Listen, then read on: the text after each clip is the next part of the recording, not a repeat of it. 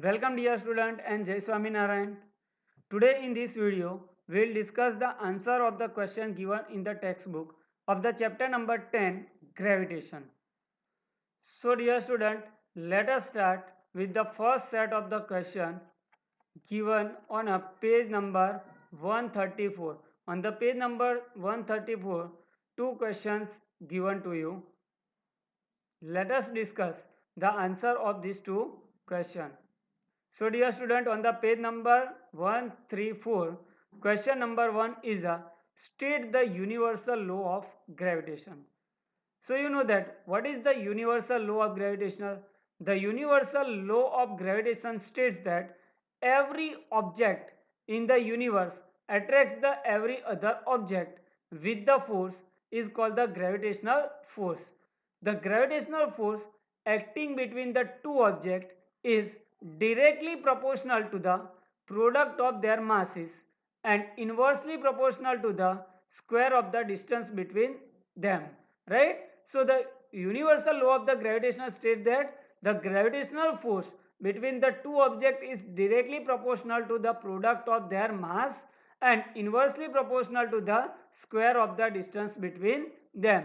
So let us consider that two objects of the mass m1 and m2 and the distance between them is r.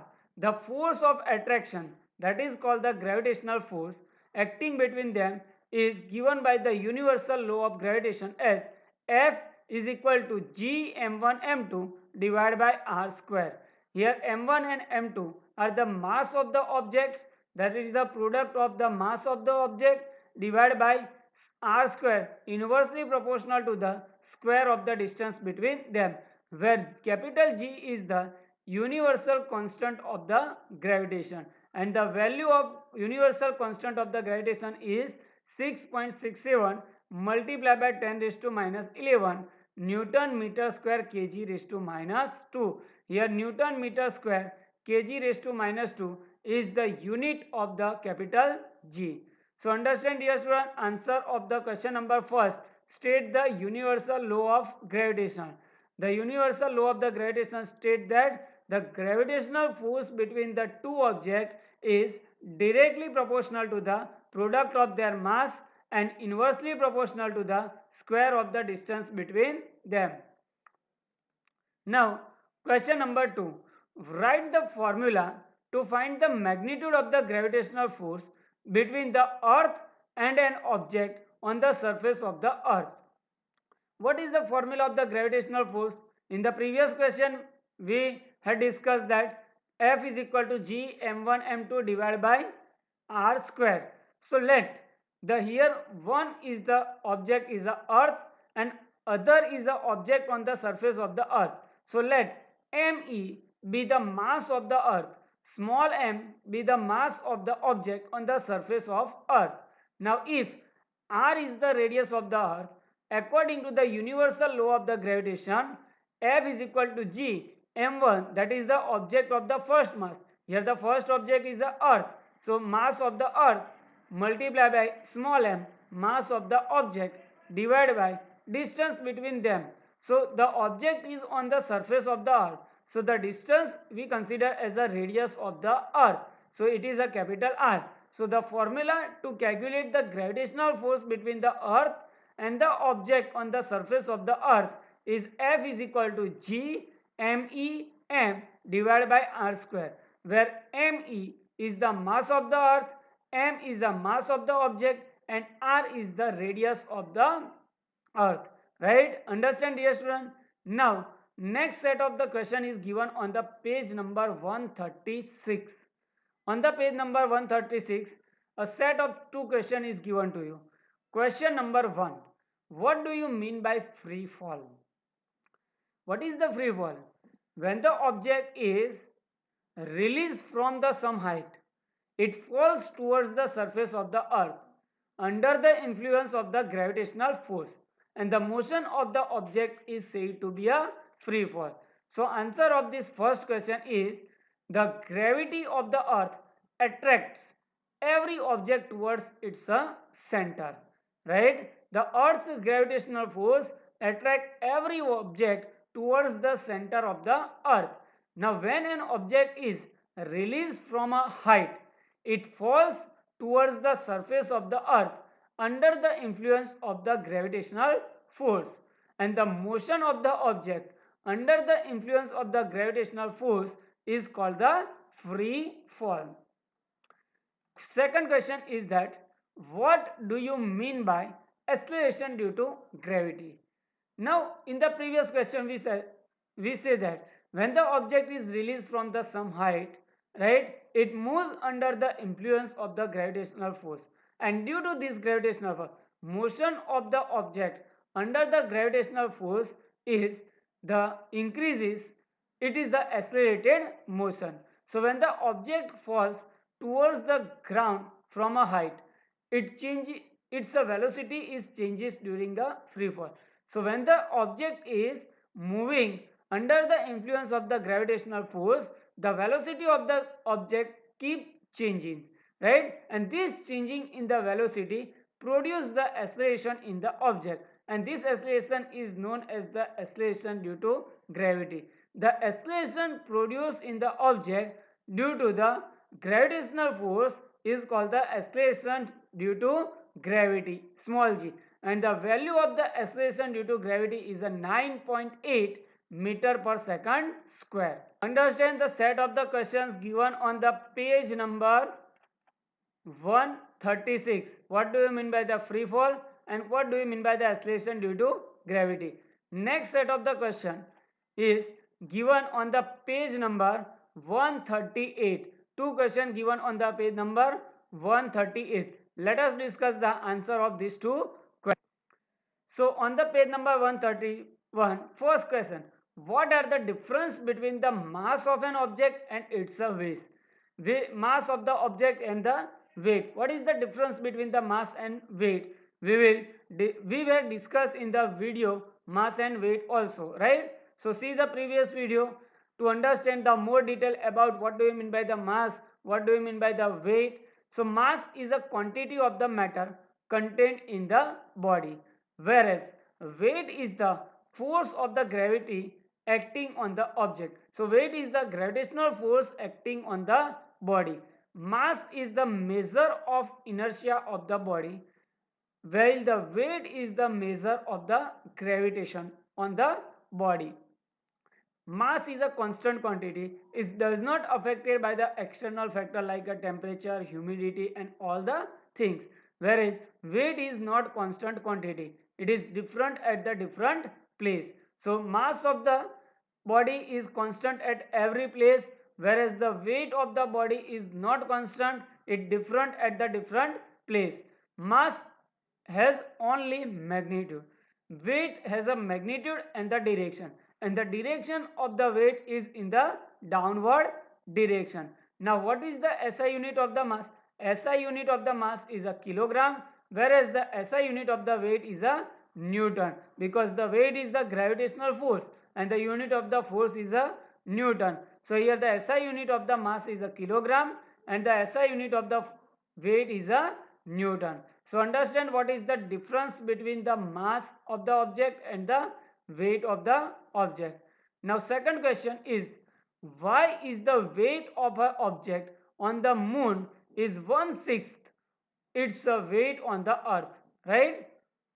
So why the weight of the object on the moon is 1/6 part of the weight of the object on the earth? So let us discuss that. Let ME is the mass of the earth and M is the mass of the object on the surface of the earth. Now according to the law of the gravitation, weight of the object on the earth, WE is equal to G MEM divided by RE square. Similarly, if we consider the weight of the object on the surface of the moon, right, WM is equal to GMM M divided by RM square, where MM, capital MM is the mass of the moon, small m is the mass of the object and RM is the radius of the moon. So if we taking a ratio WM by WE, we get MM RE square divided by ME RM square. Here MM is the mass of the moon, it is equal to 7.3 into 10 raised to 22. RE is the radius of the earth. It is taken 6 into 10 raised to 24. ME is the mass of the earth. It is a 6 into 10 raised to 24. Radius of the earth is a 6.4 into 10 raised to 6. And RM is equal to 1.7 into 10 raised to 6 meter. So if you put the value of all the value, Wm by We is equal to 7.36 into 10 raised to 22, that is the mass of the moon. 6.4 into 10 raised to 6 square, that is the radius of the earth. 6 into 10 raised to 24, that is the mass of the earth. And 1.74 into 10 raised to 6 square, that is the radius of the moon. So if you calculate this, you get the answer 0.165, and it is approximately 1 by 6. Therefore we can say that the weight of the object on the moon is 1 by 6 of its weight on the earth. So dear student, understand, weight of an object on the moon is a 1/6 of the weight of the object on the earth. Suppose if we consider weight of the any object on the surface of the earth is a 60 Newton, and same object if we place on the surface of the moon, the weight on the surface of the moon is a 60 divided by 6, that is a 10 Newton, right? So now next set of the question is given on the page number 141. 3 question given on the page number 141. So let us discuss the answer of these 3 question. Question number 1 on a page number 141. Why is it difficult to hold a school bag having a strap made of a thin and strong string? Right? It is difficult to hold a school bag having a strap made of a thin and strong string. Why it is difficult? It is difficult to hold a school bag having a thin strap because the pressure on the shoulder is a quite light. Here the area of the thin strap is a very small. So we can say that the pressure is inversely proportional to the area. Here the area is small, so the pressure on the shoulder is a quite large. This is because the pressure is inversely proportional to the surface area on which the force acts. The smaller is the surface area, larger will be the pressure on the surface. In case of the thin strap, the contact surface area is very small, and hence the pressure exerted on the shoulder is very large. So it is difficult to hold a school bag having a thin strap, right, and a strong string, right, because the smaller area, larger the pressure of the bag on the shoulder, right? Understand the answer? Why is it difficult to hold a school bag having a strap made of a thin and strong string, right? If the string is a very strong and the thin but very thin, the contact surface area is a very smaller, and the smaller the contact surface area, larger will be the pressure. So it will create a larger pressure on the shoulder, and it is so that it is difficult to hold a school bag having a thin and strong string. Question number 2. What do you mean by the buoyancy? When we place an object, when we immerse an object in a liquid, the upward force is exerted on the object by a liquid, and this force is known as the buoyant force, and this principle is known as the buoyancy. So the upward force exerted by a liquid on an object immersed in it is known as the buoyancy. When you try to immerse an object in a water, then you can feel an upward force exerted on the object, which increases as you push the object deeper into the water. So when we push the object deep into the water, the buoyancy will be increasing, and the buoyant force, the upward force, will be increases, right? Now question number 3. Why does an object float or sink when placed on the surface of the water? If the density of the object is more than the density of the object, then we can say that the object will sink in the liquid, because if the density of the object is more compared to the density of the liquid, right, the force of gravitational force of the object will be more compared to the buoyant force, and then we can say that the object will sink in on the liquid. On the other hand, if the density of the object is less than the density of the liquid, then it float on the surface of the liquid. Why? Because the Buoyant force on the object is greater compared to the force of the gravity.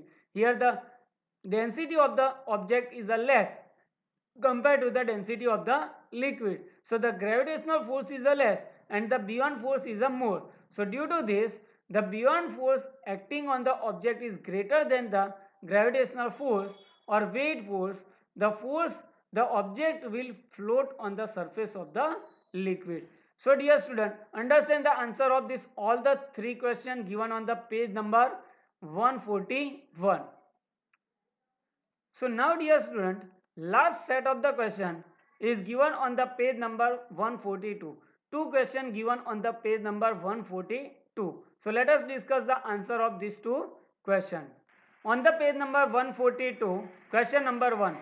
You find your mass to be 42 kg on the weighing machine. Is your mass more or less than 42 kg? So you find the weight of the object. By the weighing machine we can measure the weight of the body, and your mass is the inertia of your body. So when you weigh your body, an upward force acts on it. This upward force is the Buoyant force. As a result, a body gets pushed slightly upward, causing the weighing machine to show a reading less than the actual value. So the weighing machine shows the reading less than its actual value. So your mass is a more than the 42 kg.